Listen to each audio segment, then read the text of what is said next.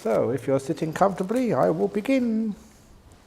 Dear Ajahn, could you please say a few words again on the causes of stillness?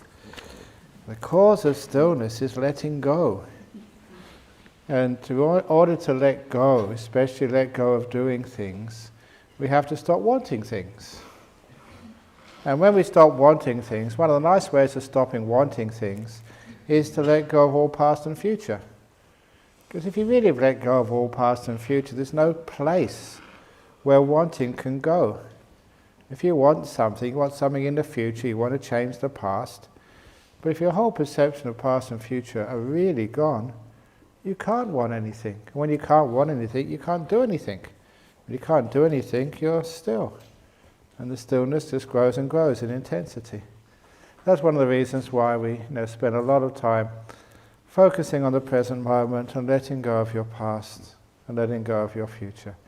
And even though that was the first exercise which I gave you all on this retreat, still you can always remember the exercise and continue doing that exercise throughout the retreat.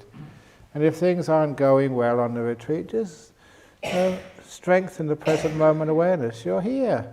So stop going places, stop doing stuff for the future, and just stay more in this moment. And you all know that this moment, this is where your future is made. This is the only time you can do anything about your future, right now. So imagine if you can just look after this present moment, care for it, be kind to it, relax in it, be peaceful in this moment. That's the best you can possibly do for the future. So those of you who are concerned about your future, stay more in the present moment. And then you find that you don't want anything. This present moment is a very nice place to be in. So that's why we stay here.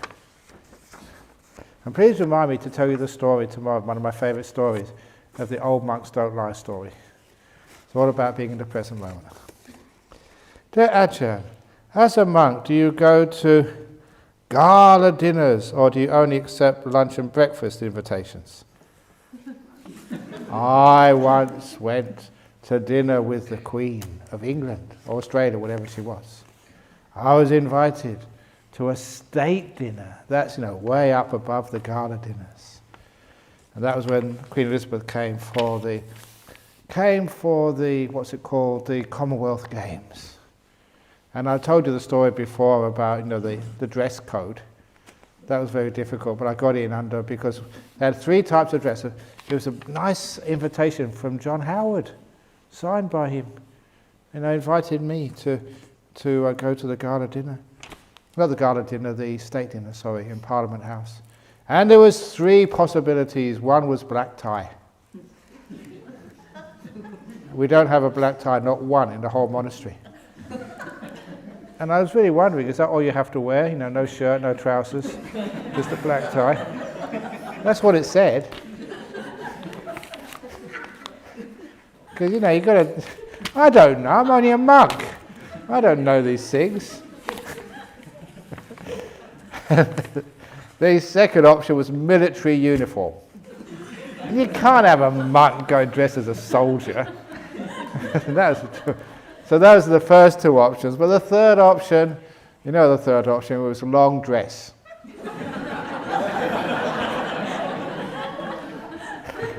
It was. And I thought, I can go. So I went there. It was really good fun. I love doing stuff like that. And of course I went to the Parliament House in Canberra, and as soon as you walked in, got stopped by security. But I had my invite, so I said, here, I can go in. So they let me in. But it was a dinner. So monks can't eat, the stuff which was on offer there. But this was like really high class. So they have these things called protocol officers. They find out, what monks can eat. And I was very impressed. So that when everyone else was having their first salad course, I had a plate of cheese. That's really nice cheese, not the rubbish you get. I shouldn't say that here.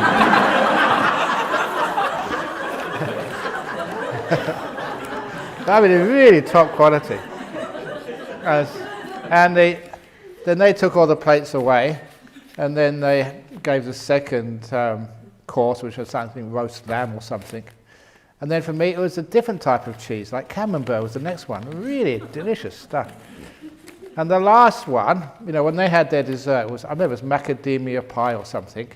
That's what everyone else had. And for me, it was dark chocolate. It was 3-course meal. 2 cheeses and 1 chocolate. Just like you have every evening. And so somebody had done the research, and I was really impressed, that what they actually got up to. So that's when I go to state dinners, that's what I eat. Cheese and chocolate. Just what we eat now. So that's what we did. It was good fun. Dear Ajahn, you said yesterday that ghosts cannot harm us, but can negative energies do, or so-called spells, or voodoo? How those kind of energy can work on us human, and what's the best way to protect us? Is there such a thing, or is it in our mind? Yeah, there are these little beings and demons people can hire to sort of mess up with you, but they can only work if you are sort of, you got some weakness somewhere. Either way, you're very sick already, or you just you don't keep precepts. The best defense is people who keep their precepts, and they can't harm you. Okay, there's a couple of stories, but the one I like the best is one of the Thai ladies, who was here a long time ago. She died a long time ago, but she was one of the first supporters of our monastery over here, and a really good girl. And she got her mother to come over because her father had died. No one was really looking after her mum in Thailand. So she got her mother to come on one of these visas, and she looked after her mother so well. It was so impressive to see, the Asian tradition that, your mother is sick, you just sleep by her bedside. You don't go home. And so her mother was getting very sick in hospital because she was old. And this girl told me that she decided to try and find out whether her mother's going to survive this illness by going to one of these spirit doctors, these mediums. So she went to this medium in Perth and paid, I think it was $20, really cheap. And she said, all I need to know is, your mother's name, the hospital, the ward, and the room number, and I'll go and check her out for you. And so they gave the $20, and this woman in Perth, she went into a trance. She fell unconscious. She was doing like the astral travel business, leaving her body. And that's why she wanted to know the address of the hospital and the room number and everything else. And after about 10 or 15 minutes, she came out of her trance. And the first thing she did was to give the $20 back to this Thai girl. And she said, what's happened? Couldn't you find my mum? I said, no, I found her all right. I went to the hospital, I found the ward, I found the room, but I couldn't get inside. She said, your mother had a force field around her. I'd never seen anything like this before. And I just couldn't penetrate it. I couldn't find out, penetrate, get close enough to find out what your mother's going to whether she's going to survive or not. And so, who the heck is your mum anyway? I've never seen this before. Oh, my mother's a Buddhist nun. She's been a Buddhist nun for about 30 years. At which the medium snatched the $20 back. You should have told me beforehand. You've been wasting my time. People like me can't get close to people like that. I mean, that was just one example of many. That this is actually, in that sort of realm of existence, that's actually how you appear. Because there's a huge force field around you. So and then any demons, voodoo stuff and other, they can't get close to you, they can't penetrate you, they can't get in. And that's what happens. So if you keep your precepts, you're a good person, a kind person, you're just invulnerable to these people. So much more power than they have. That's why even, there was another case, she was this medium lady, she brought an indigenous elder, an Aboriginal elder to Bodhinyana Monastery once. And but she left the elder at the gate. And she came to talk to me, and it was only afterwards she told me that she brought her friend with her, but the friend said, I can't get in the gate. There's too much power in here. And because they were very sensitive. And I scolded that lady, Barbara her name was, and told her, look, you should have asked me first of all. You should have told me that he was staying out there. All he needed was permission, and he could have come in. But these are like powers and around places and around people. And that's why that, if you're a good person, you may not realize it, but you've got force field around you. And voodoo stuff, and they just can't get close to you. They can't harm you. So, that's, You may not believe it, I can't prove it, I know it. So during present moment awareness, we guard against thought, perception of the past and the future. Therefore, after we go deeper by guarding inner speech. Ajahn, can you please explain the difference between thought and inner speech? Aren't they the same? Yeah, they are the same. So that's why the thought and the inner speech, they're mostly the same. I should mention that sometimes that you can actually move the mind. It's almost nothing is said, but the mind moves in the right direction. It's the difference between, this is just a simple exercise. I'm going to say a word now, and I want you to also be mindful of the reaction to this word inside of you. So don't just listen to the word, see what happens afterwards. Peace. Peace. Peace. Peace. Peace. Because when the word finishes, it leaves like you might say an echo. Quite automatically, without you even doing anything, the mind goes in the direction of that word, what it actually means. So I said it 3 or 4 or 5 times to reinforce, what is that word pointing to? What's it trying to describe?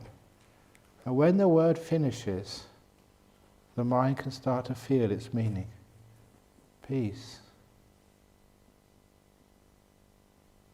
And you have what the word means without any movement of the mind. You have peace. The trouble is that we don't use our thought very well. There's just one thought follows after another. So we don't really know what these words are pointing to. But when we actually start to be quiet, we understand the difference between the inner speech and actually what it's trying to describe. So, after a while you don't need the words anymore. You just have what they're trying to describe. And that's why in deep meditation you can just, what peace is. You know what metta is. You don't have to say metta. You can just get the subverbal meaning of metta and get it in your head, and then you've got loving kindness as much as you want. So, but generally speaking, thoughts and inner speech are the same. Is it a bad karma a partner to object the other becoming a monk? Okay. So you've got a partner, or he wants to become a monk and you don't want him to become a monk. Oh, what should you do? And this is a trouble sometimes. I remember one young man I ordained as a novice, and his girlfriend was at the ordination. And I know that people are usually happy at the ordination, but she wasn't. She was looking at me as if, she was trying to do a voodoo smell on me. She was so unhappy. You Ajahn Brahm taking away my boyfriend. She was really upset about it. But look, sometimes it's a very difficult thing that, remember, in a relationship you have to work together. So it should never be your decision, it should be our decision. So your partner should be really quite happy and be quite proud and just be quite supportive of your aspiration to be a monk. And if you can get the okay with your partner, then that's wonderful. And if you can't, then sometimes I might say, well, just don't ordain yet, wait until she's happy with your ordaining. And as for your partner, be a bit careful, because if you do stop your partner ordaining, and that's what he or she really wants to do, that's going to really mess up your relationship. There's something he always wanted to do, and you actually stop him. I know a lot of times people have all these romantic ideas of what it's like, to be a monk. So what you do, you just let him stay in a monastery for a couple of weeks, digging holes and cleaning toilets. And then after a while he said, no, okay, I'm going back to my wife or my partner. So that's one of the best things. Okay, off you go, come become a monk. And then after a while he runs back to you. So that's one thing you can try and do. Just let him give it a try and he realizes it's not for him. Or he just misses you. So that's, I wouldn't object to him becoming a monk. And I say, oh, give it a try, see what happens. And if you're really, really clever, say, oh, just off you go, go and become a monk. There's this guy I know. He says, what? Oh, no, it's okay, you just become a monk. Make him jealous or something.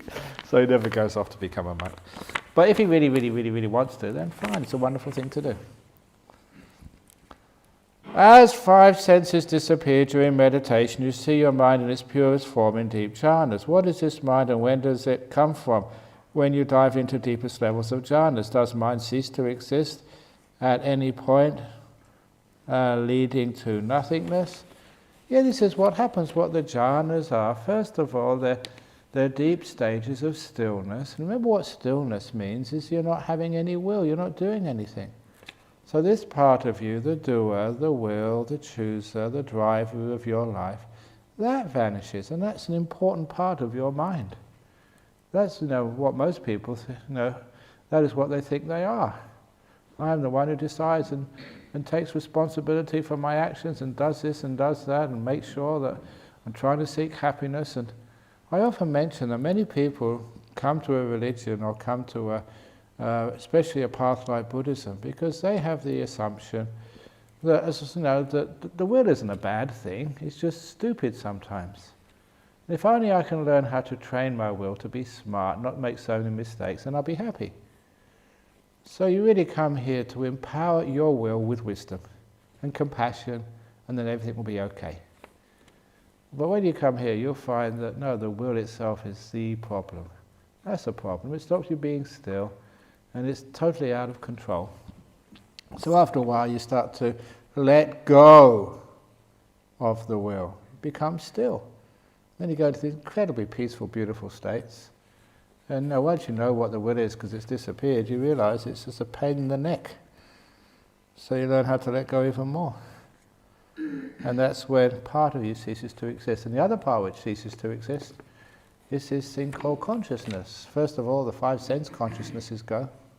Then you know what the mind consciousness is, and then that starts to fade away as well. Until there's nothing left. But sometimes people think of nothingness as a thing. You go into the great emptiness, the great void, which is another thing. That's why it's so difficult, because there's many stories, and I like the Lewis Carroll story of Alice. I forget, it was through the wonder. I think it was Alice in the Looking Glass or something. Through the Looking Glass. That was when she finally went to the place where the Red Queen was. And when she arrived, the Red Queen said, "Did you see anyone on the way here?" And Alice said, "I saw nobody on the way here." "Wow, what good eyes you have. It's hard enough for me to see someone, but yeah, you girl can see nobody. Wow, you've got very good eyes." And a short time later, her messenger came. And he asked the messenger, "Did you see anybody on the road?" And the messenger says, "I saw no one." "Quite correct, this girl saw no one too." And he said, "Did anybody pass you on the road?" She asked the messenger. He said, "Nobody passed me on the road." "You mean nobody walked faster than you, and I hire you as my fastest messenger?" "Well, I do try and walk as fast as I can, Your Majesty." So what they were doing, they were making nobody a person, as if that was their name. That's why sometimes you see people with this t-shirt, it's one of the nice t-shirts, and it says, nobody is better than God. I'm a nobody. No, so nobody is perfect, it says. Nobody is perfect. I'm a nobody, therefore I'm perfect. They're just messing around with language, making nobody a person, making nothing a thing, making emptiness the final holiday home for enlightened beings, where you can live happily ever after. Unfortunately, it's not like that. So everything ceases to exist. Poof, gone forever. Dear Ajahn, you say that when the mind is still, the attention naturally goes to the breath because it's the only thing moving. What about the heart beating? Good question. When my mind is still, and even sometimes when the breath seems to stop, I still feel very strongly the heartbeat pulsing throughout the body, sometimes even accompanied by heat. It's not very peaceful usually. Exactly. That is a problem. More people are aware of the breathing than the heartbeat. But as soon as you start looking at it, it's there, and it's so difficult to remove once it's in your perception. So that's usually, the breath is the usual way for most people, and the heartbeat is not a problem. But if that does happen to you, the solution is that simile I gave this morning of the TV set. What's on the edges disappears after a while. As long as you don't put the disturbance in the center of your screen, then it sort of vanishes. So the way to deal with that problem is, you know the heartbeat, but make sure you also know the breathing, the rhythm of your lungs. And put the breathing in the center. That's the one you're really focusing on. And the heartbeat, you're not trying to get rid of it, it's actually on the edge. It's not the center of your screen. The center of the screen is the breathing. That's the most important. So you're watching the breath go in, the breath go out. You can feel the heartbeat, but it's on the edge. It's not in the center. And it's only a matter of time when actually the heartbeat just disappears by itself. You don't know when it disappears, but it has disappeared. So you're just focusing, keeping the center on the main thing. And then all the other disturbances, distractions, noises, heartbeat, feelings in the body, that eventually vanishes. And it's just now noticing about focusing. If you really want to try this now, focus on my head, and after a while my body vanishes. If you really focus on my nose, after a while you can't see my ears. You just focus in all the time. So you've got your breath, you've got the heartbeat, you've got other stuff going on. Put the breath right in the very center, that's what you focus on. The heartbeat's maybe a little to the right or the left, but soon that's totally vanished. That is the best way of dealing with a heartbeat problem if it ever comes up. But it's true, it's very disturbing. And you can't calm your heartbeat. If you really do calm your heartbeat and it stops, you're in big trouble. And so am I. So you're dead. The Ajahn Brahm, do you know about NYC? That's New York City, isn't it? About NYC Pragmatic Dhamma, the Hamilton Project. No, I don't know that at all. How about Mahasi Sayadaw meditation? Yeah, do they lead to Nibbana too? If you don't know, please don't read. It's a waste of time putting that on the end of the question.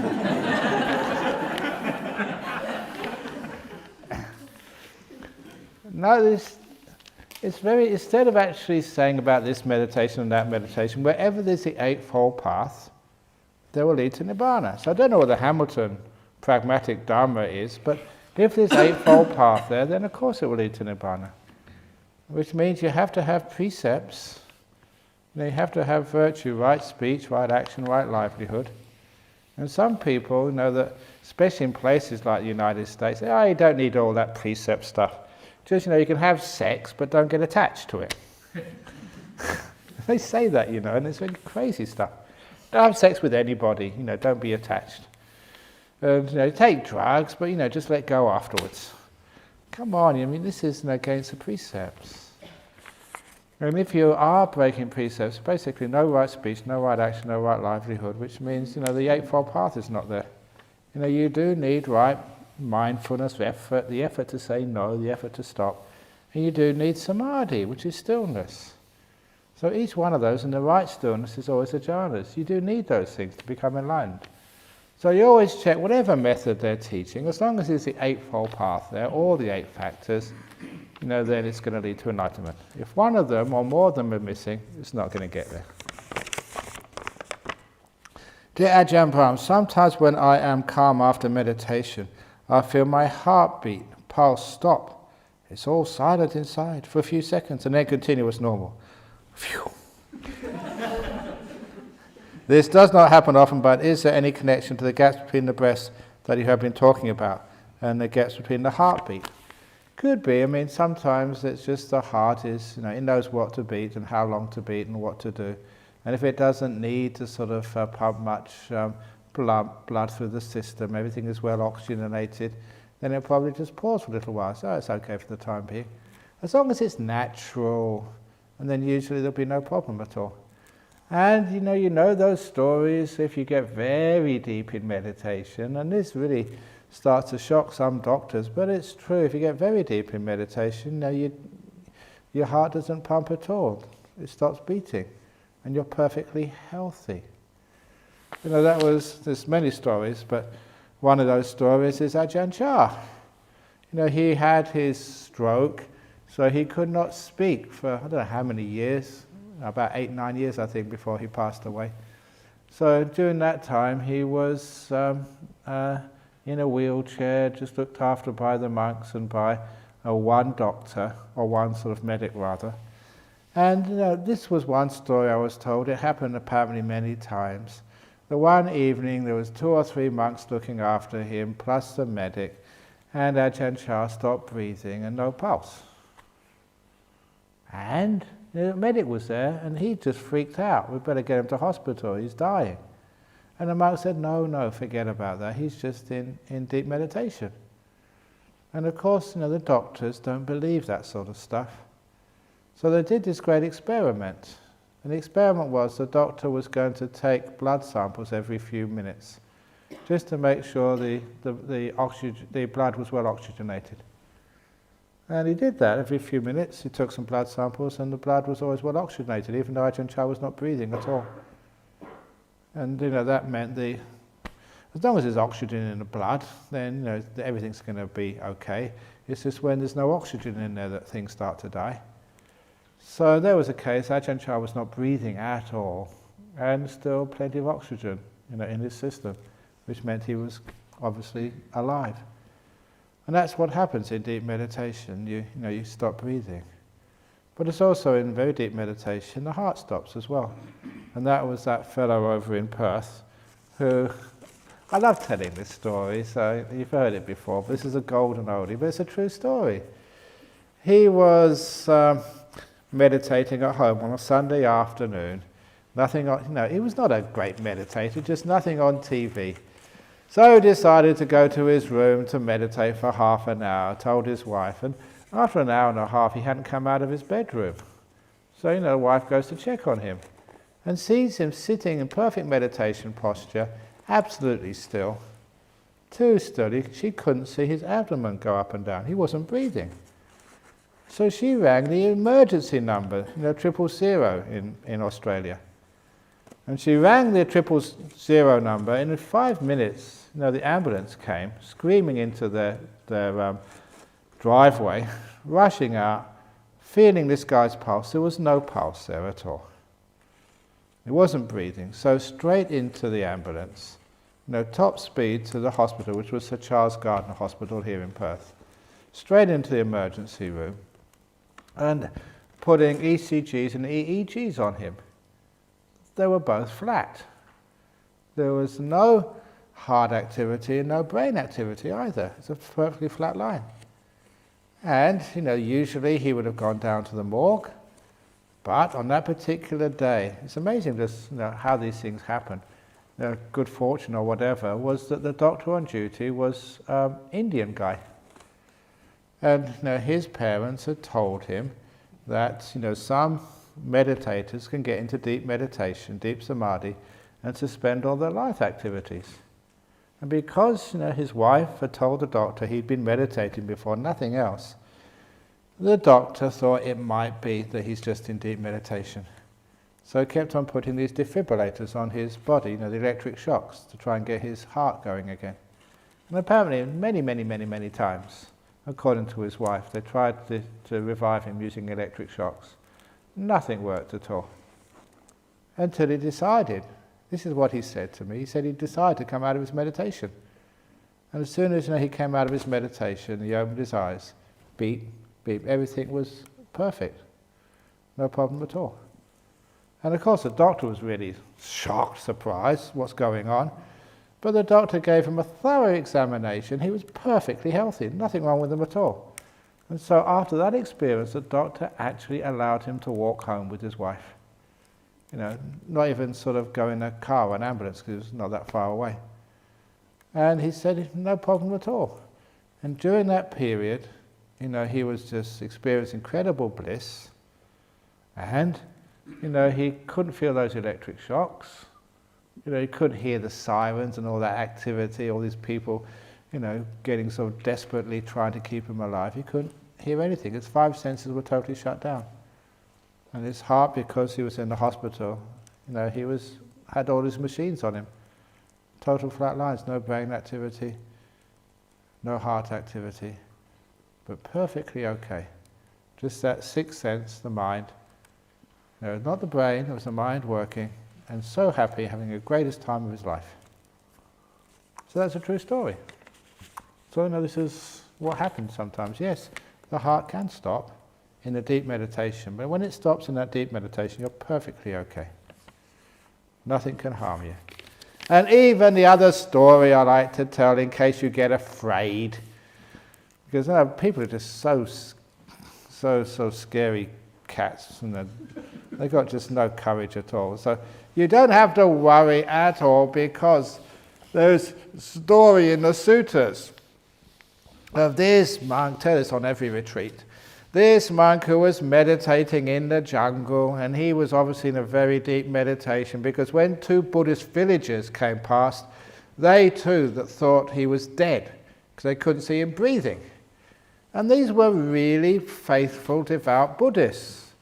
And so they thought it's not correct to leave a monk dead in the jungle where he could get eaten up by the animals. The right thing to do, because we're Buddhists, is to give this monk a proper cremation. So while this monk was in his jhanas, the villagers gathered some wood, put the monk on top, and lit the fire. That's in the sutras. And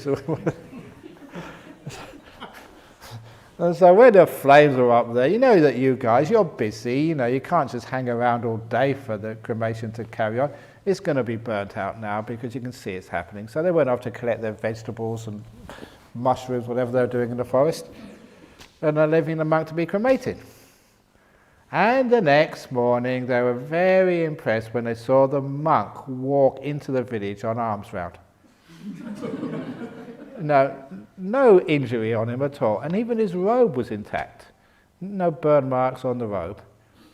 And he said, no, that's actually something which happens if you get into these deep jhanas. It's amazing. There's something supernatural there. You can't be destroyed. So if you do go into a jhana, and they do think you're dead, and they do put you in the crematorium, in the ovens, they put you in there and they close the door. Once the fire has gone out, they open the door, hi, me again. You'll survive. It'll be really cool when that happens. Get your name in the papers. But so you're perfectly safe. So, if this happens naturally, you've got no problems. Ajahn, thanks for your time. You know the 5 stages of grief and loss. One of them is anger. You said allow anxiety to come, embrace depression. But when one reacts to trigger, why not one supposed to explode the imploded anger and let it dissolve and vanish? Why should one block it away by having grateful thoughts? Is venting out anger not being grateful? And now this is Elizabeth Kubler-Ross, and she just noticed most people, especially her clients in the United States, they have these stages, but not all people are from the United States. And sometimes that's the trouble with psychology. They describe, US people instead of describing other people. Some of the psychology you have is actually culturally specific. And that is why it just does not work on, say, Thai people. And some of the Thai people that come to me said, well, I had to go to counselling. I don't know what this counselor's on about. I'm supposed to be angry, and I'm not angry. But you're supposed to be angry. But I'm not. But get angry, otherwise you can't get you through to the next stage. And sometimes it is culturally specific, which is one of the big problems with teaching. And different cultures respond in different ways. So those 5 steps, they're not the same with all cultures. Which is why this amazing thing in northeast Thailand, where I spent 9 years, is totally different from Bangkok. The south of Thailand and north of Thailand is almost like a different world. It was never ever had been colonized by the West.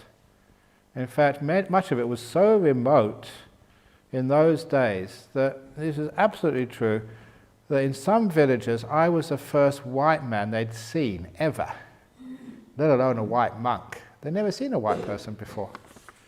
And so, no TV, no electricity or anything like that, so they couldn't see anything on the TV and I was the first white person. I remember going on alms round in this village. And all the people, that you got your bowl, and they're supposed to be putting rice in the bowl. They weren't looking in the bowl, they were looking at me and dropping it outside. Because I was the first white person they'd ever seen. And actually, there's one of the Thai people here, she comes very regularly. She said she was a young girl in that area. And she said, I remember I was a young girl and I saw this white monk come in the village. It's the first white person we'd ever seen. And it could have been me. I think it's amazing just how that, people are connected together. It's not just coincidence, there's something else going on there. So you don't have to have anger. When they say the 5 things you're supposed to have, that is culturally specific. And if you're a Buddhist, you don't need to have that anger.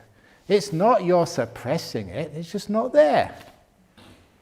And this is one of the problems, because there was one lady, in our Armadale group some time ago, that she came for counselling because her friend said she's in really big trouble. What the trouble was she had 2 children, 2 twins, boy and a girl, Donna and Damon, still remember their names. They were 11 years of age, and the teacher in school had discovered that they were being sexually abused by their father.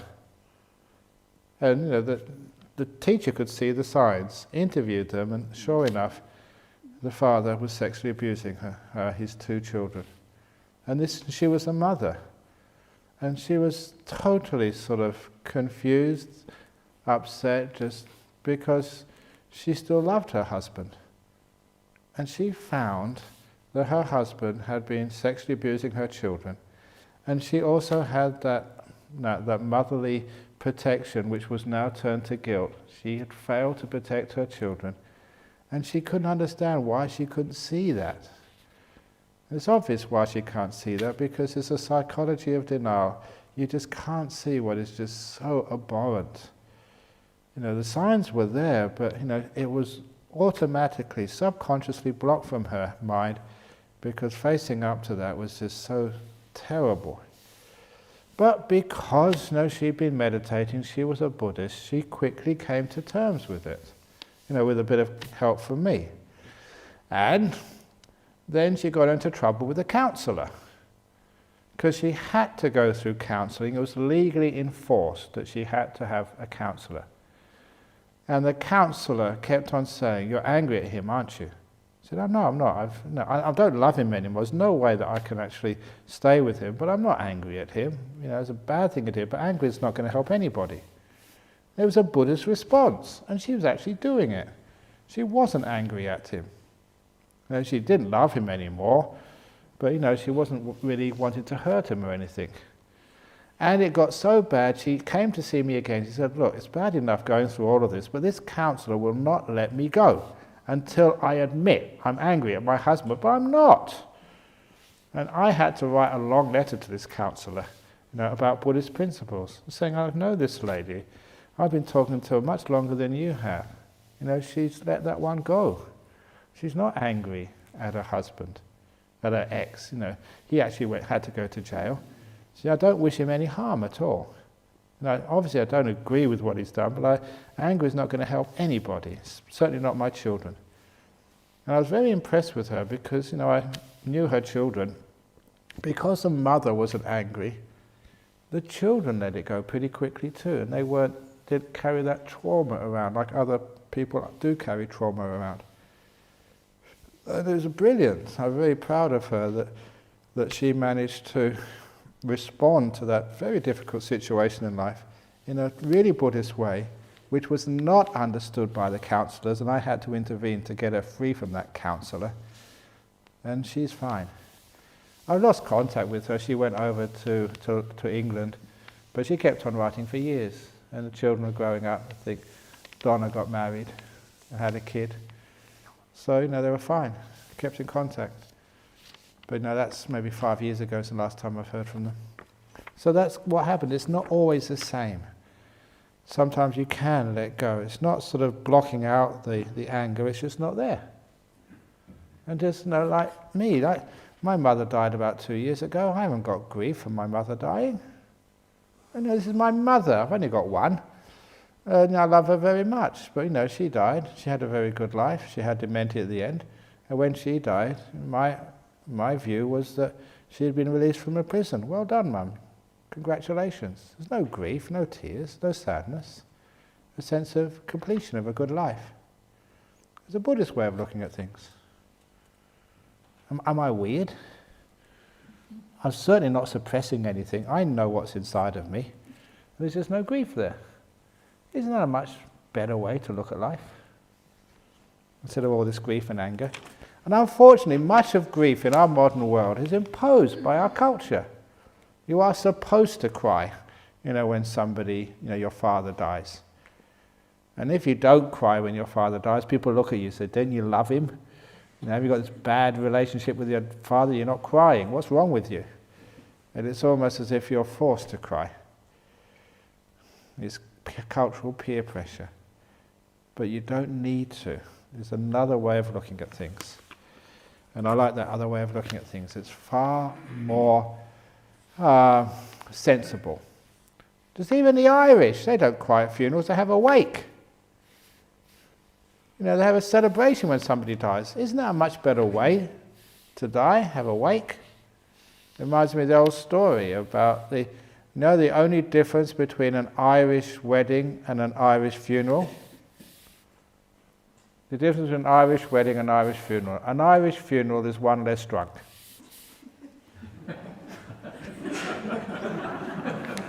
The one in the box. Okay, that's what. But why not celebrate a life instead of mourn a death?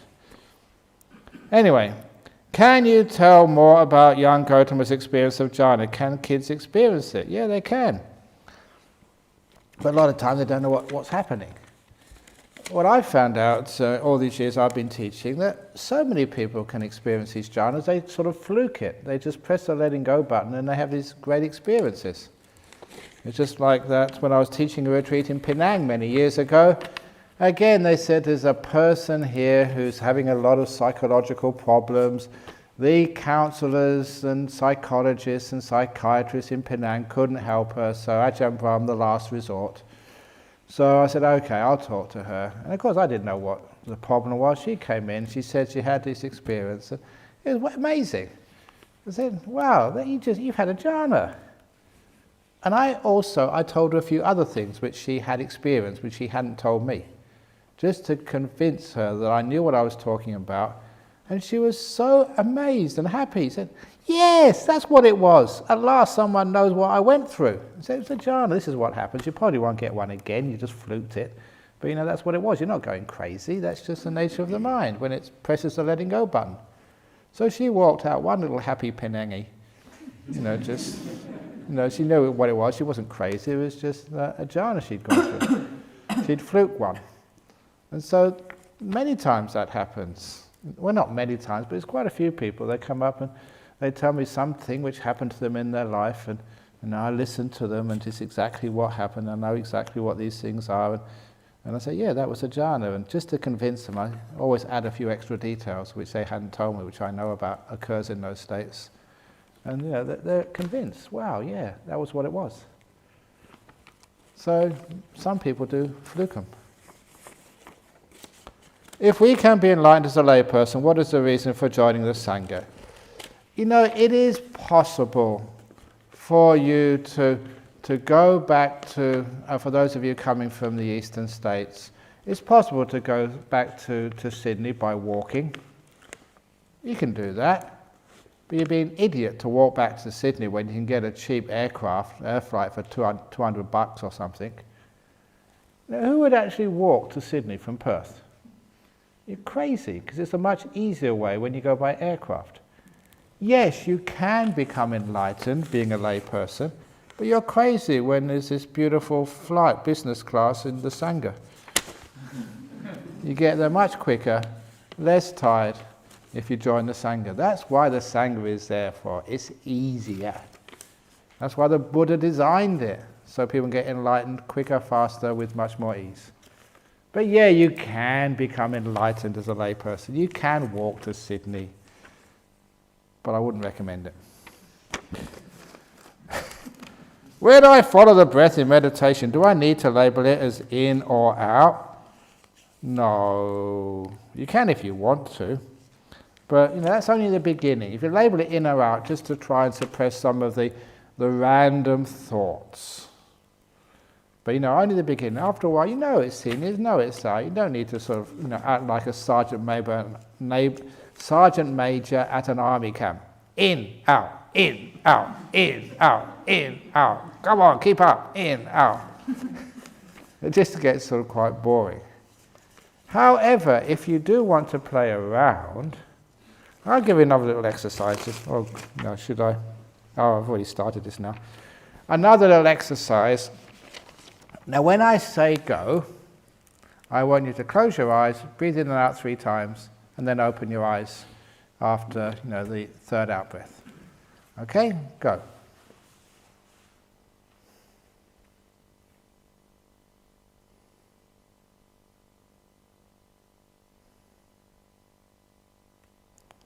And after the third out breath, open your eyes. Very good. Some of you can't count or you stop breathing, I don't know what.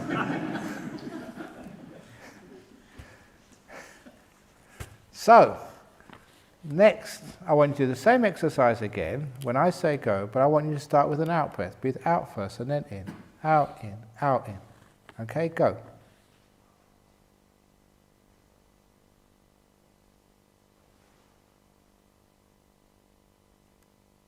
And after the third in breath, open your eyes.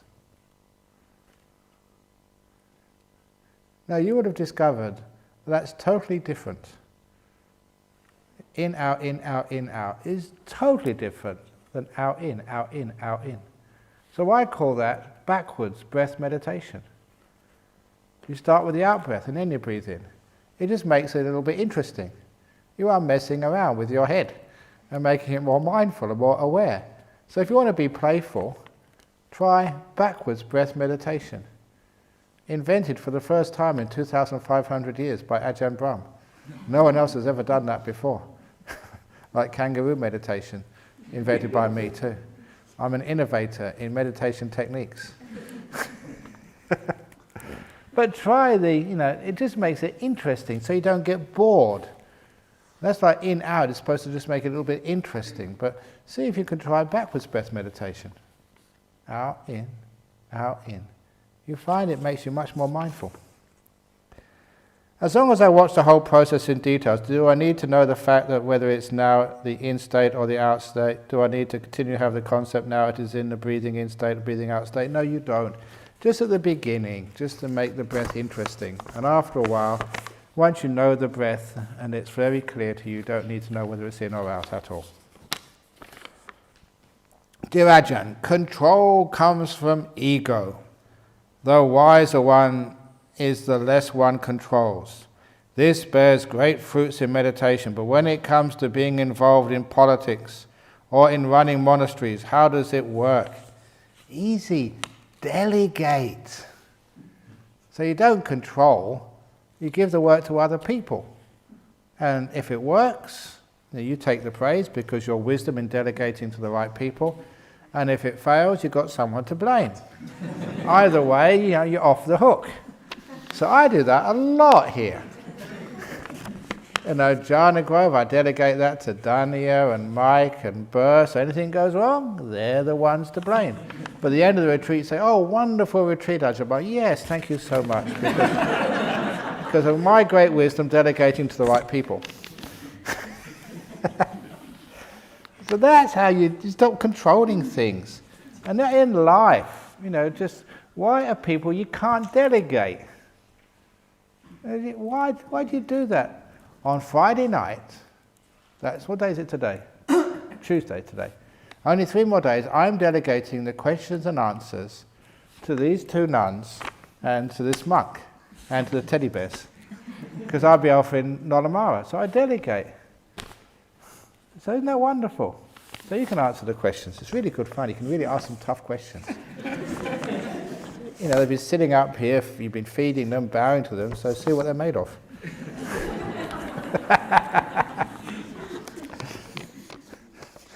And because I think, who's the senior here? suppose, you must be the senior, are you? So if it's a question, you think this is a tough one, I delegate this question to That's the way to do things in life. So if the wise ones stand back passively, then doesn't this allow the control freaks with the big egos to rise to the front? That is a good question, but if you put things in a good way, then the control freaks can't survive. Like the Buddha, that's what he did. The Buddha set up the system so control freaks just can't survive. You have to let go. If you're controlling all the time as a monk, you can't meditate. You get stressed out, and obviously people see that you just get angry at everybody. That's a sign of a control freak. You always get angry. And of course, if that happens in a monastery, you lose your faith in such people. You don't support them anymore. So there is like a mechanism which weeds out the control freaks in a monastery. And it's also they don't like staying. They've got no happiness. So perhaps, I had a very interesting experience. The first time I gave a really, really big talk. I think it was over in Singapore once, and there was about 3,000-4,000 people, in a convention center setting. And as I walked up, there's all these people, they're just listening to me. There was no second act, no supporting people at all. Just me in this stage, totally alone with about 3,000-4,000 people, taking that evening off just to listen to me. And when I looked at that, I thought, is this your ego, Ajahn Brahm? That all these people come to listen to you. And I just had this great insight. I can only do this if I disappear, if I have absolutely no ego at all. As soon as I start thinking of how I'm going to perform in such a big crowd, I would blow it. I would just not be able to perform at all. And so I realized that my training, Ajahn Chah trained me to sort of let go of my ego. And that's the only way you can give a good talk to so many people without being tense. Vanish. And then you can give really nice talks. So that's one of my tricks. Sometimes I give these talks to huge groups of people, 10,000 people. I think there's 7,000 in the stadium in Korea next month they booked me for. In a stadium giving a talk, to thousands of people. How the hell can you do that? And if I have one bit of ego in there, I will stuff up. So I just vanish and disappear, no ego at all. And then actually it works. You can give nice talks and you have fun too. So that's, there is a mechanism here in this monastic life. Now, if you start getting egos, you fail every time. But if you let go, you can actually do amazing things. And when it gets to, I get back to monastery, these monks, they put me in my place. I go into my cave, and there's no sort of, you're not with Queen Elizabeth anymore, having 2 cheeses and 1 chocolate. You're back in your little cave, sleeping on the floor. So it's great. And sometimes you see that I always make sure that every now and again I do some hard physical labor. And sometimes Daniel's got me working on the roof of the teacher's cottage, pictures of me working. And sometimes you get down off that roof, Ajahn Brahm. You're not supposed to be on the roof. You're too heavy. It will collapse. Have you checked that out? I have to do that just to make sure I do something physical and labour, and just so you're not always just this big shot.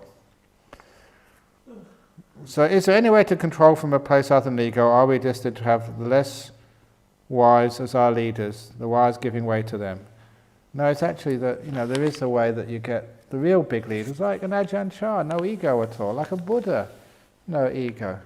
So you do get really good leaders, a Mandela, Gandhi. Who's the other one with very few ego? Sorry? Aung San Suu Kyi. There's lots of leaders like that, and they're the really good ones, the really high quality ones. No ego at all. Or very, very small egos. So anyway, what is right action in Buddhism? It's not harming anybody, including yourself. Dear Ajahn, this is an official complaint. Haha. Dania, please. It's obvious.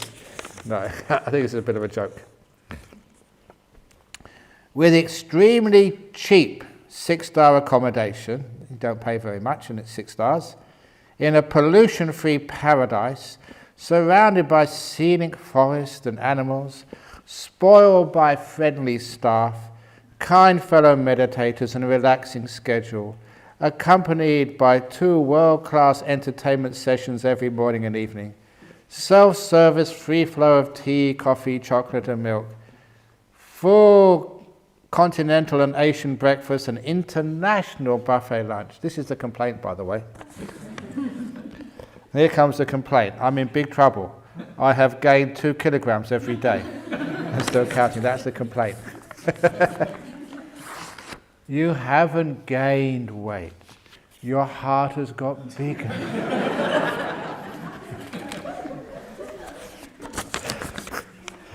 That's very nice. It is a very nice retreat. Dear Ajahn, I often see flashes of light and figure lights on the corner of my eye like if someone is standing next to me. What is that? I'm checking up on you. You think I'm not watching. I know what you're up to. No, it's not me. And on photos there appear to be lights or orbs. Why do we see these things?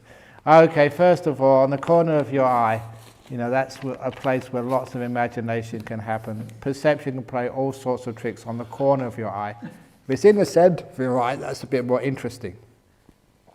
Flashes of light come up, that's quite natural, that's not the nimittas yet. And the orbs, have you seen these photographs?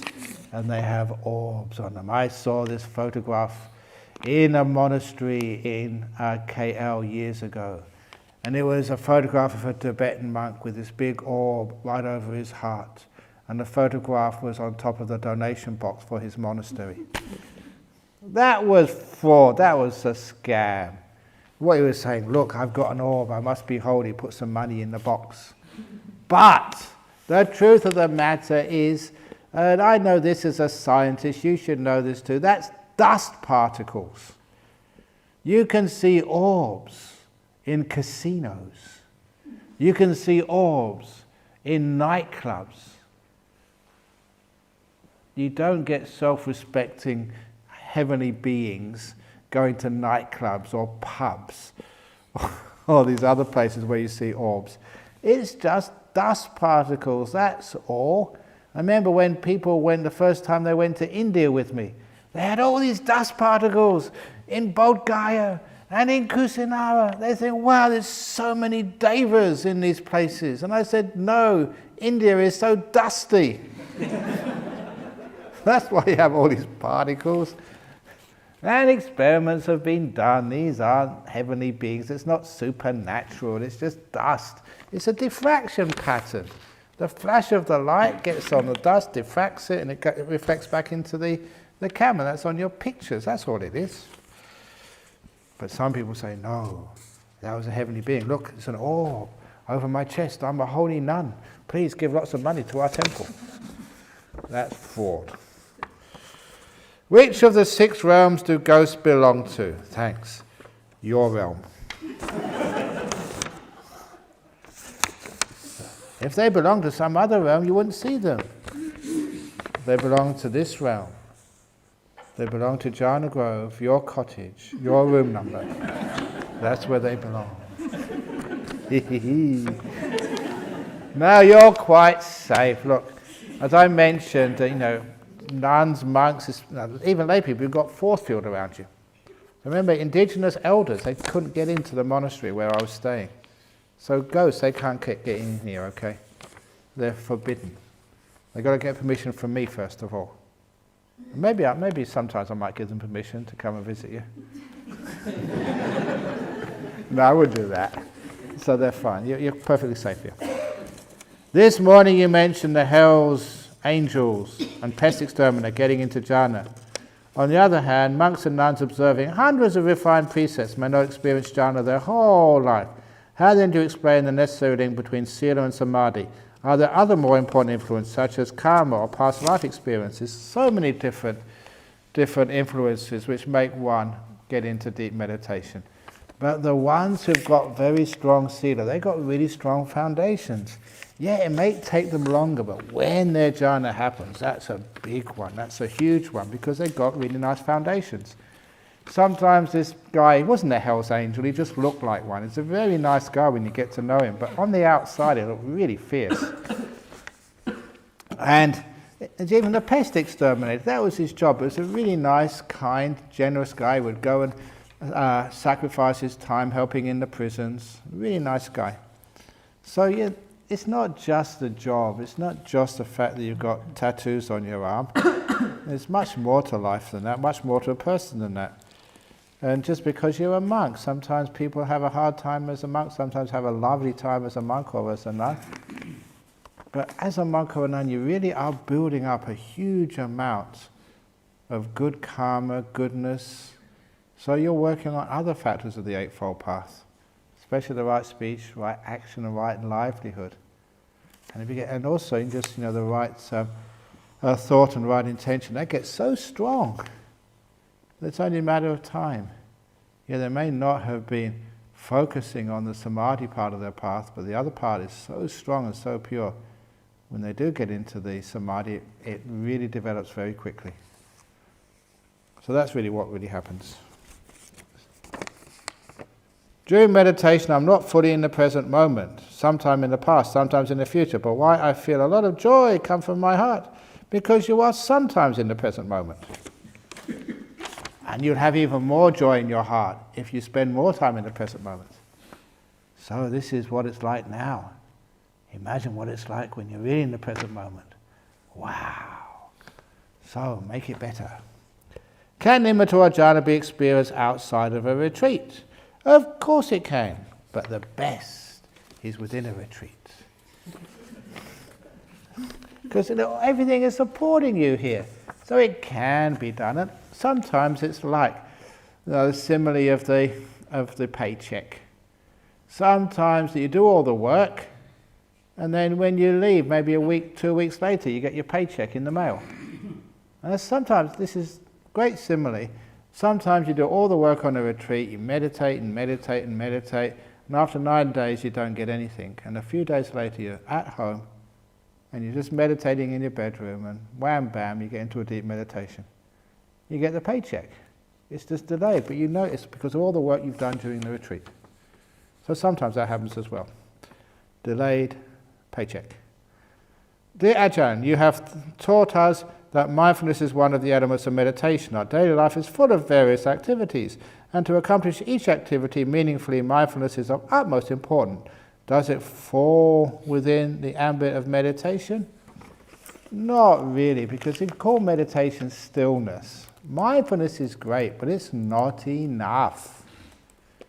Just every fortnight, I have to give a little teaching to the nuns, Dhammasara nuns this morning, and that's why I was on the phone at 10:15. And the one which I gave them today, a little teaching, is called the Manibhadha Yaka Sangyutta, where this heavenly being, he was like a yaka, not a very high one, came and saw the Buddha, and he said this poem, like it's good to be mindful, the mindful live happily and they don't get angry. And the Buddha replied, well, the mindful, it's good to be mindful, the mindful live happily, but the mindful still get angry. And he said, you should live mindful and also cultivating thoughts of harmlessness by day or night, cultivating loving kindness all the time, and then you don't get angry.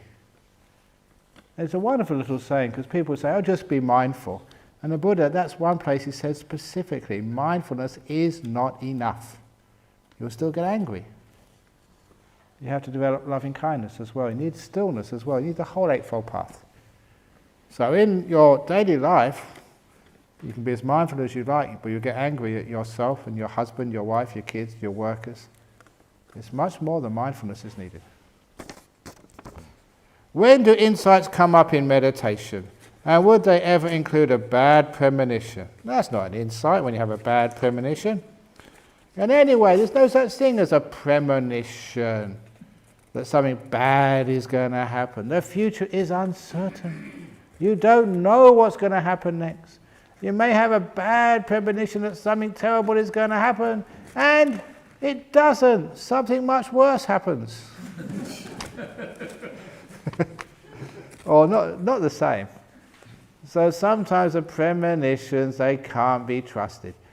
One of the monks I sat next to for years, he told me, he was this American monk, and he told me, because sitting next to each other, tell all stories to each other, that he had three premonitions in his life.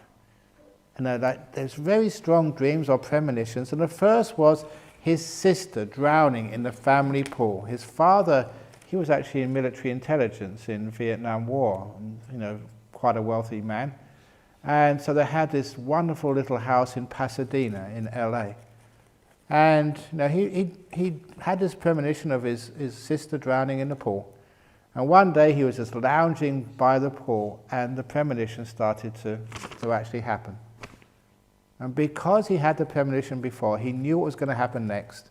And he took action, and he saved his sister's life. And he said if he didn't have that premonition, his sister would be dead. And he said that showed the premonition was actually real. The second premonition he had was when he was in his early 20s, and he was visiting New Zealand, staying in a house with other young men. And he had a premonition that the police raided their house and arrested them all for taking marijuana. He had that premonition. And the problem was, he was taking so much marijuana, he didn't really sort of act on it. So the police came, they arrested him. And he got deported back to the US. And he kicked himself. I had the premonition the police were going to come, and never acted on it.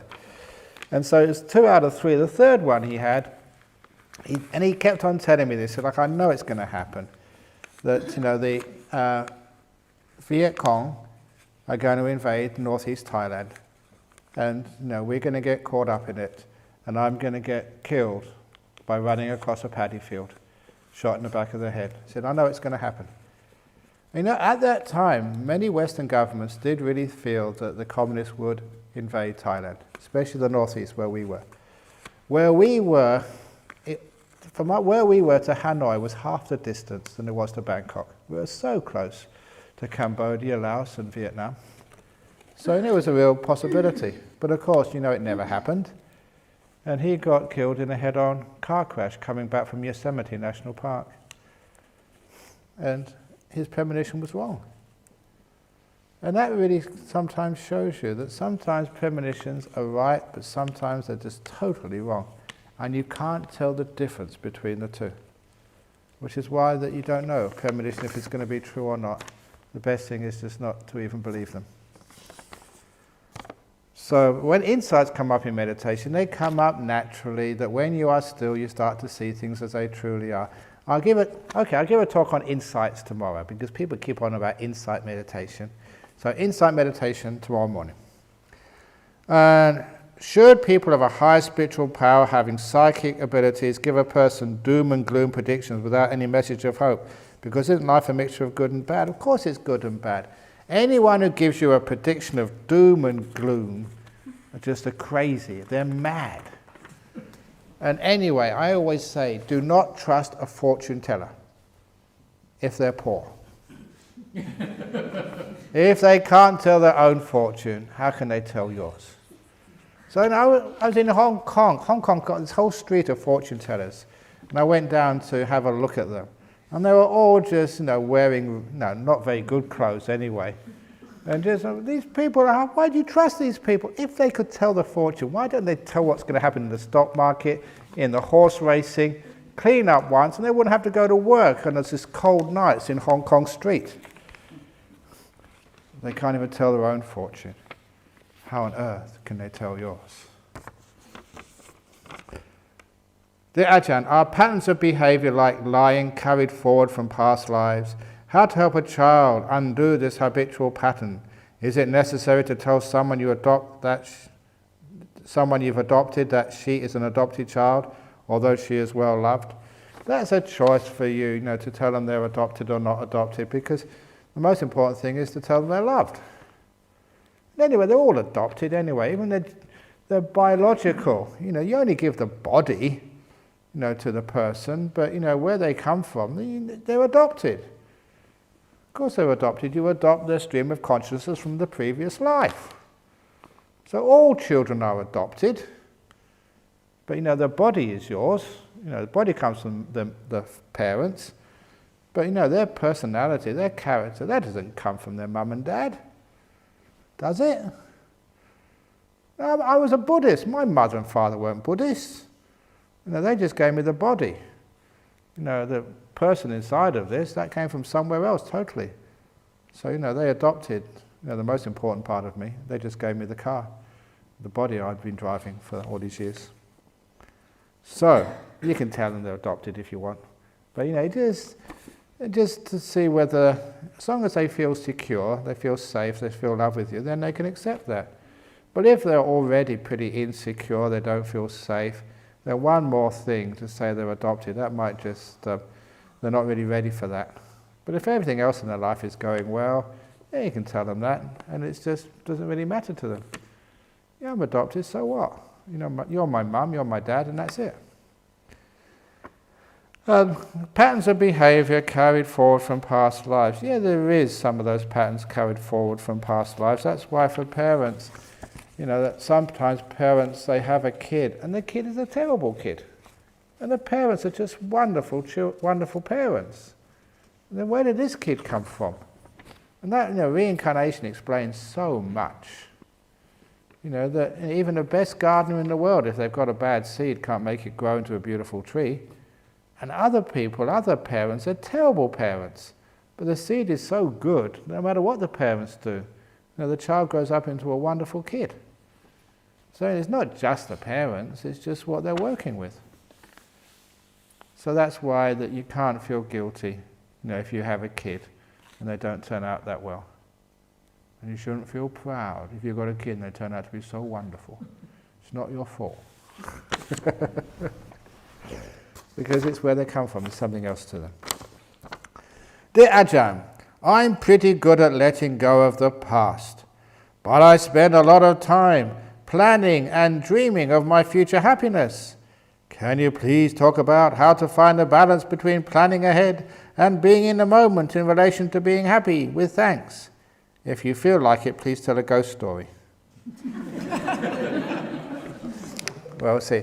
But in the future, look, if you do plan the future, I say please keep all plans out of rubber, not out of concrete. So you can change the plans at a moment's notice. Remember that telling business people that business conditions, economic conditions, they change so quickly. And if you can't adapt almost immediately, if you've got your business plan and the way you do things and you can't change immediately, you end up losing so many opportunities and just ruining your company. You have to adapt. New technology might come up, you just hear about it. Economic openings are there, and if it doesn't fit in your plans, you can't take advantage of it. Which is one of the reasons why you may make plans, but make them totally tentative, able to be changed at a moment's notice. Which means, you get all of you going overseas when the retreat finishes. Who knows? There might be a strike at the airport. So you should be willing to change your plans at a moment's notice.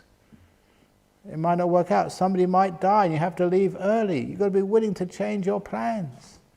Who knows? You might get enlightened. You have to be willing to change your plans and become a monk or a nun. You don't know what's going to happen.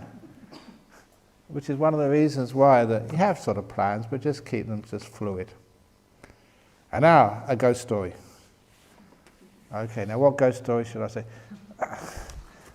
How many of you, put your hand up, here we go. How many of you want to hear the coffin story again?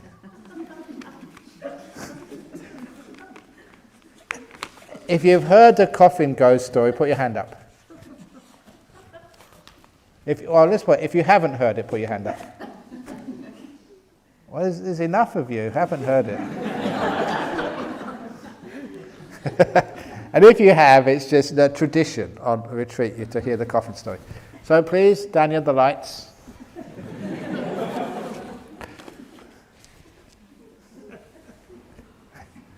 This is very good. This is a spooky ghost story. There was a friend. He was listening to a talk in the temple. And when the talk had finished, it was late. And he was having to walk home. Now there were two ways to get home. One was the long way round.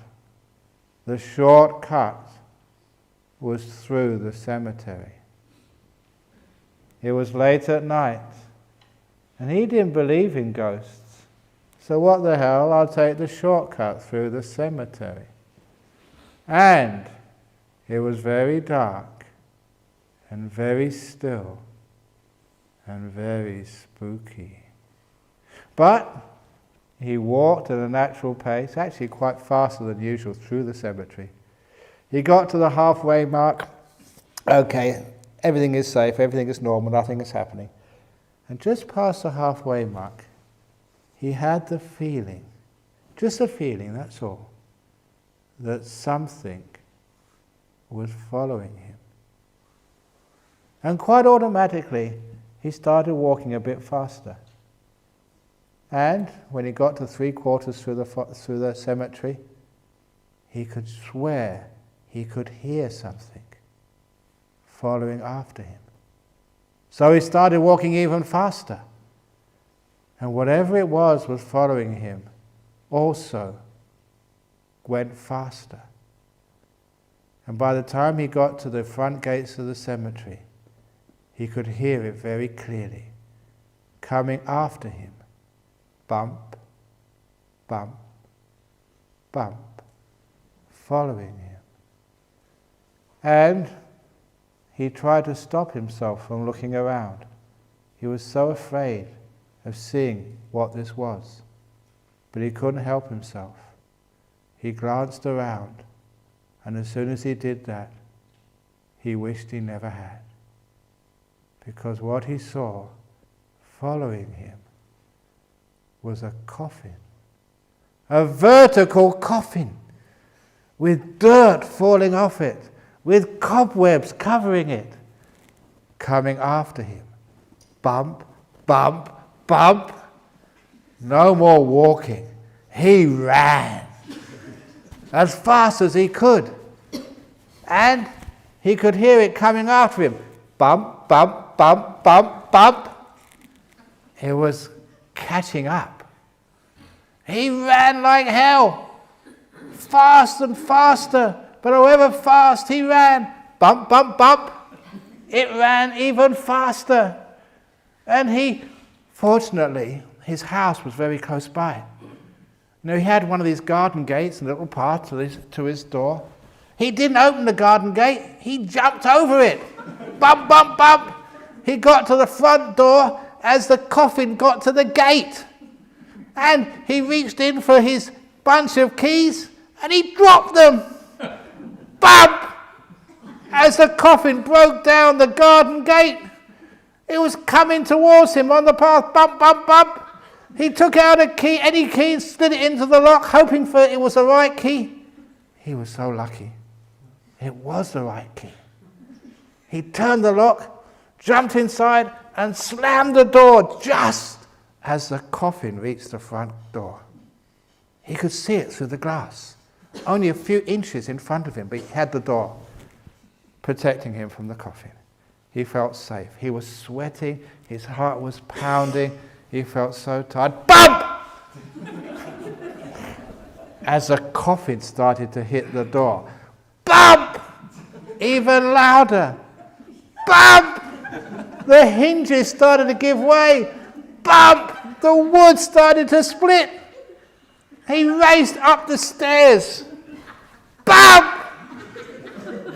As the coffin broke down the front door of his house. He was terrified.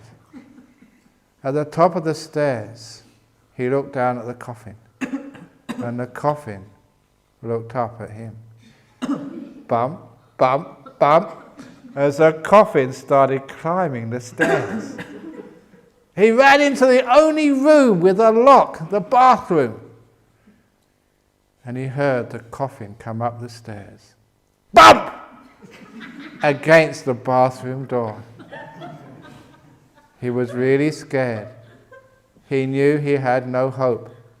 If that coffin could destroy the front door of your house, the bathroom door would soon give way. Bump! As the bathroom door started to give way. Bump!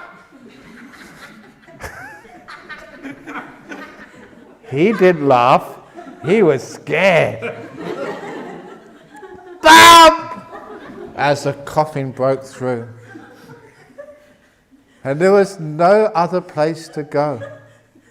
He was spread-eagled against the wall as the coffin came through. Just a few feet between him and the coffin in the bathroom. He was done for. Intuitively, there was a bottle on the shelf. He picked up that bottle and threw it at the coffin as the coffin came towards him. And the bottle shattered over the coffin, and this brown liquid went all over the coffin. And the coffin stopped. The coffin never moved again. Because that bottle was a bottle of cough mixture, cough medicine. It stops the coughing.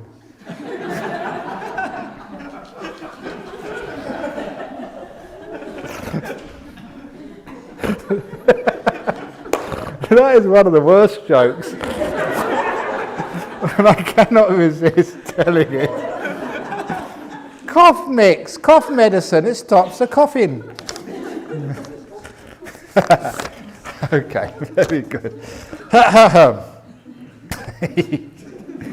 And if you've heard it before, you still laugh. Is full moon day a good day? Why Monk's Day is a full moon day? Why some people don't like a full moon day? Will full moon day change my behaviour? Thank you. Jeepers. Full moon day is a good day. Every day is a good day when you're in a temple. Why Monk's Day is a full moon day? Because the full moon, full tummy, they go together. Why some people don't like a full moon day? Because they have to go to the temple and they have to keep precepts. Because people have to keep precepts on a full moon day, so on a full moon day you can't do this and you can't do that. So that's why a lot of people don't like full moon day. And why full moon day changed my behaviour? Because you come to the temple, and coming to the temple changes your behaviour. You have to make it up as you go along. How do you handle angry people? Many thanks. Number one, you divorce them. Oops, I shouldn't say that. No, angry people, they try and control you with their anger. So don't allow yourself to be influenced at all. Angry people, they can shout at me, but I'm just going to be there and smile. You get angry as you like. Because when you don't sort of respond to their anger, it's a waste of time. They have this old simile that if you give a gift to someone and they don't receive it, who's left with the gift? The original donor is left with the gift. It gets returned to you. So if someone gets angry at me and I don't get upset back, that it belongs to the person who tried to make me angry. Now that really upsets people. They try and get angry at you and you refuse to get upset. That really pisses them off. It does. They're trying to make you angry and you just sit here happy as ever. So that's why sometimes that don't respond to anger, because you're just feeding it and encouraging them to get angry again. So that's one of the best ways. Just don't respond to it. It's just crazy people. The second way, the old story of this, there we go, the husband who had the afternoon off work. Did I tell the story already? Husband had the afternoon off work and his wife said, "Darling, I need some eggs to make the dinner. Can you please go to the market and get some eggs?" And the husband said, "I've never been to the market before. You have to give me instructions." So the wife gave instructions on how to get to the market, where to go and how to buy the eggs. And the husband happily helped his dear wife. And as soon as he got into the marketplace, this young man came right up to this husband and said, "You are the ugliest person I've ever seen in my whole life. You've got a face like a camel." The backside of a camel, that is. And I don't know what aftershave you use, but it smells of dog poo.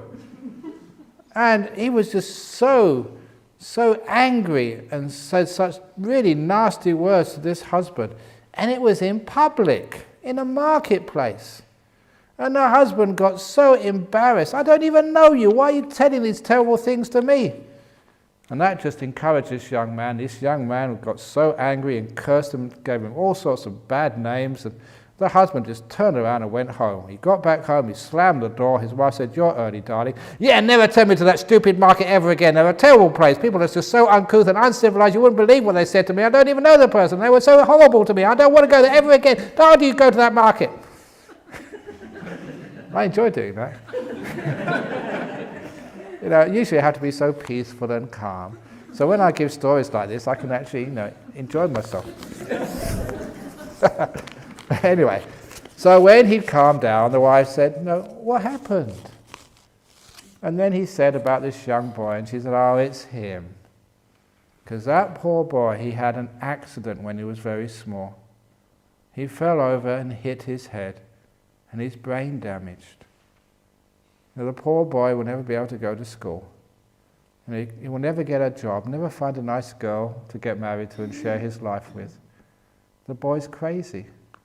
He just hangs around the market. He says worse things to me, worse things to everybody.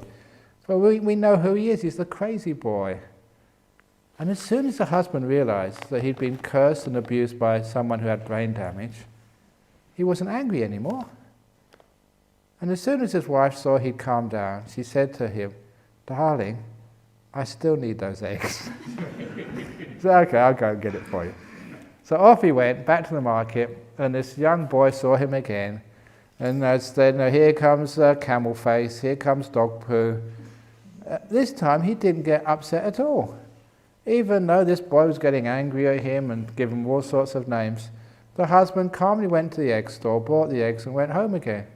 Because how can you get angry, and being sort of cursed out by a crazy person?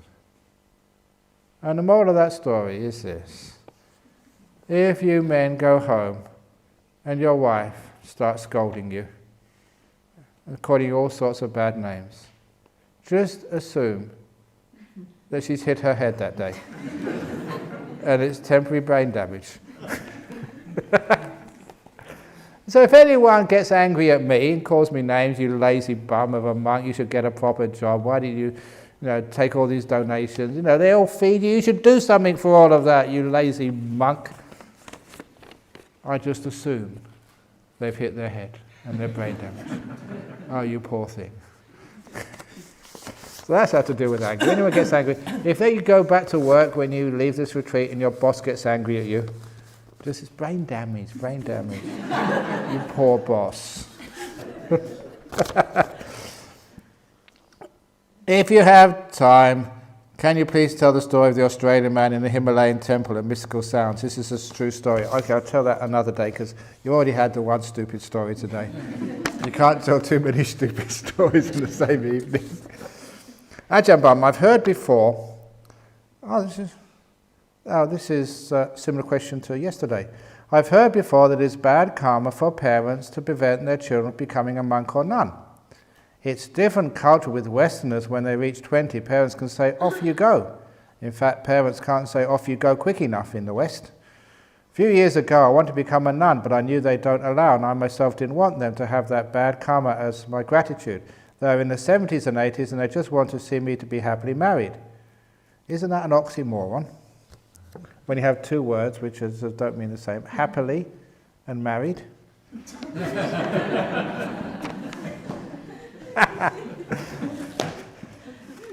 Oh, come on, marriage. You know the 3 rings of marriage? Remember the 3 rings of marriage? What's the first ring? Engagement ring. The second ring? Wedding ring, the third ring? Suffering, yeah. You know the story of the man who he didn't know what happiness was until he met his wife, and that time it was too late? Or the guy, when he was going out with his girlfriend, would hold her hand in love.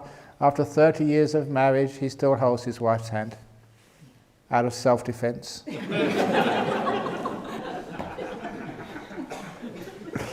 I know lots of marriage jokes. And why are you laughing?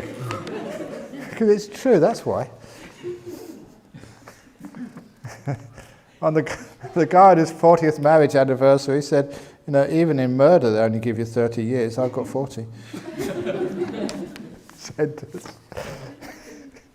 But anyway, some marriages are happy. If you get it right, well done. But, you know, sometimes you want to be happily married. They don't want you happily married. They want you to be happy.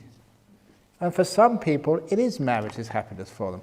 In some marriages, not the way they can be happy. They need to be a monk or a nun. They need to be single to be happy. So please, you parents, you want your children to be happy, and it's not necessarily married. Unfortunately, my preference is a spiritual path, so I never ask them. I still can practice as a lay people and attend retreats. I may become a nun one day, maybe not, just so be it. You know, sometimes that's really sad, for me anyway, that, you know, the parents, they want you to be married, and you probably, you know, you got married, you probably made a really good job of it, well done. But, you know, sometimes you feel you're missing out on something in life. And so, you know, that what you're missing out on, you know, the spiritual life is really sad. So please, if you ever have children, don't do the same to them. If your child says, yeah, I want to become a monk or I want to become a nun, then give them that opportunity, that chance. You may not have had it, but please give it to somebody else. And it's a beautiful, beautiful lifestyle. You can make people so happy. You can spend your life telling stupid jokes in the evening about coffins bumping down the road. And you can let people sort of overcome their problems, get them enlightened. So it's a great life as a monk or a nun. And there's not enough really good monks and nuns around in our world, so it's great to have more of them. And I don't know why it is, but, you know, I have to go to Sri Lanka in June. I don't know why. I'm a Western monk. You've got enough monks in Sri Lanka already. Why do you have to import them from Australia? You should be sending them over here. So there's not enough good monks and nuns in the whole world. That's why, you know, the poor senior monks in this monastery have to travel so much. And we try not to have that in the future. In the future, there's really good monks all over the world, so I can relax and just have a nice, easy life. But we need help. So please, if you want to be a monk or a nun, please come and become a monk or a nun. And it's a wonderful life, like many people do these days. And it's so inspiring. You know, you can really, really help people. And in my room, in that little office, I've got this drawer, not a drawer, it's a cupboard, and I stuff all these letters in it. And I have people who say, thank you, Ajahn Brahm, I've been listening to your talks. Without those talks on YouTube, I'd be dead now. Now, without you, or without those books, without those talks, you know, I had cancers and the cancer's now gone. My marriage was really just broken, and I read or listened to you, and now I'm living happily with my husband and my kids again.